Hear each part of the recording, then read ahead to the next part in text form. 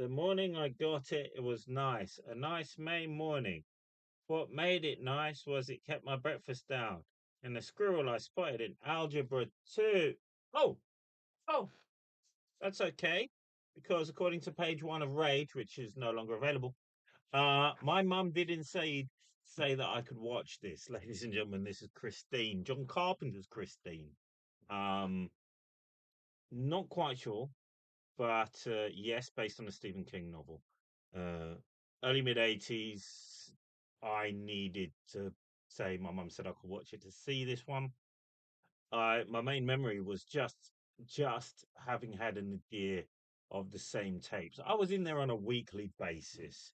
Um, it was the at this point me asking my mum saying that was getting a bit repetitive, but it was almost like the feint that we had to do each time. It was the protocol of renting a new film. I asked if there was any new uh horrors, and VJ would go like, can't you just rent Troll again?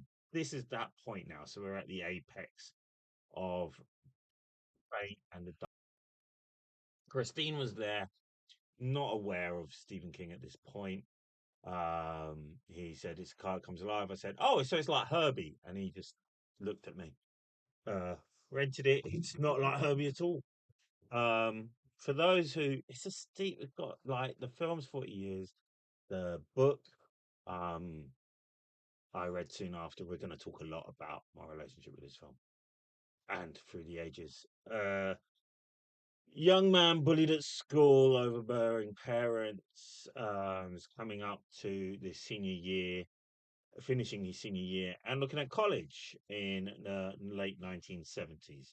Um, After a particularly grim and humiliating moment in shop, uh, he's driving by with his best mate and spots a dilapidated car on the front yard of someone else. The car being the erstwhile Christine. He buys the car and initially seems to gain a newfound confidence in himself, a new level of assertion, albeit tinged with a certain toxic masculinity, as we'd call it now. Uh, Over the state of play, numerous people are killed who've wronged him. Let's face it, really just slighted his pride at most points. As the car starts consuming people, figuratively sense, and being able to regenerate itself in a physical, real sense. This comes down to a boy's best friend, and boy's girl versus his true love of his life being the car itself, Christine. Christine is vanquished for now by the end of the film. It's a great film. It's a great film. People accused it of being quite pedestrian. I feel for myself, I watched it at the time and I totally got it. He is someone who is maligned. It's not exactly like he's having the best time of his life. And I know at the time of seeing the film, I was like, I totally get this guy. I totally get Buddy. I totally get wanting this car. There's a particular point watching it again where Christine is absolutely hammered by the bullies. And that did resonate because they have no interest in it except for the fact that it's something that gives him hope. It's something that gives him a sense of aspiration. Pretty much uh, uh, series of experiences that I had in regard to reading my comic books just in a hallway.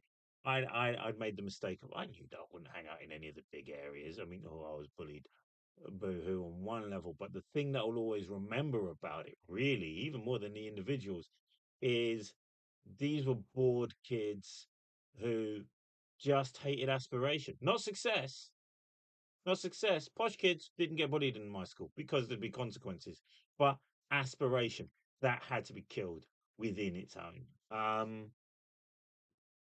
This watching this, I did see some of that. I also really saw the fact that my relationship in terms of the parents here at first, it's like, oh my god, they just keep telling him what to do, keep telling him how to control. Yeah, there is an element there. He didn't necessarily, he wasn't someone with a natural aptitude for science. It comes out. He wanted to do other courses. He wanted to do technical courses, which would have wholly helped him fit in, but actually was his own natural inclination of who he wanted to be. Yet the way he deals with his folks throughout this film.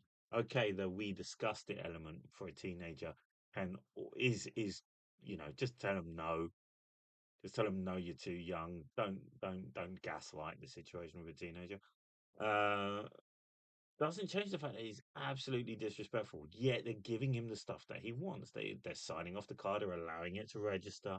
Now actually probably quite delighted that he's got a girlfriend at this point. The fact that he fixates on Christine over his girlfriend, is quite true because it is an object. It is about control. The relationship he has with the others, and also the fact that his best mate, Dennis, the fact that he's taken out of the equation, and he is pretty much a football pro and alpha male, is taken out of the equation with his like for a large tranche of the film. Is actually quite a bold choice. They make it more about him, his car, and his girl. That's quite a strong choice at this time. Uh, Andrew Dean then comes in as the cop who knows more than he thinks, but he knows something's going on. As ever, just chooses scenery in a great deal. I would say though that the death scenes itself, this you can see that this is a John Carpenter film. It is Michael Myers on wheels. There's a sense of suspense. No one can deny the impact of watching a car on fire go after a guy. The jaws of death towards the end of it. Once it's going to attack his girl. Yes, I mean that's very deliberate. Borderline creep show. Yes, uh, but the more frightening deaths are the ones where he simply choke, where Christine simply chokes people inside, be it asphyxiation, be it the car just pushing towards the wheel itself. In fact, there is an after effect of Christine coming back in, burn, and parking herself in the her. See her. Even I use her. In the end, it's got a great sense of itself.